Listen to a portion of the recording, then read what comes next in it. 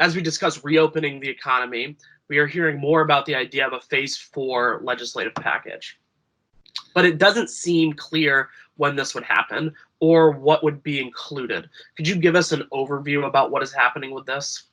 I think that there are 4 things that are clearly on the table, and then 1,000 other suggestions every day, right? But the 4 core elements remain: business liability.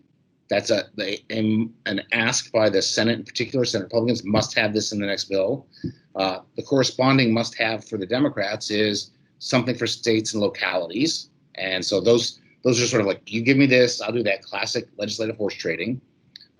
Second element that's important, third element I guess important, is the $600 bonus on top of unemployment insurance that was provided by the CARES Act, and which is great if the policy is please stay home and don't go to work, but is way too big if the policy is we'd like people to go back to work. And so the future of that is part of this this next round of legislation for sure. And then there's the topic of Tuesday's hearing, which is these lending facilities that the Federal Reserve will run using backing by the Treasury.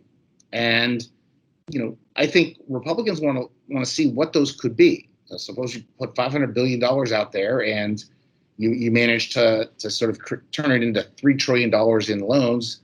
And that's a lot of new support for the economy that is coming from the CARES Act. It's still there.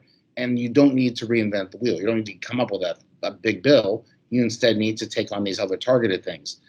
If, on the other hand, we just gave $500 billion and the Treasury somehow managed to bury it under 15th Street and they've lost it and it's never going out, well, then we still have a big problem. It has to be fixed. So that needs to get resolved one way or another. So read on what you need to do.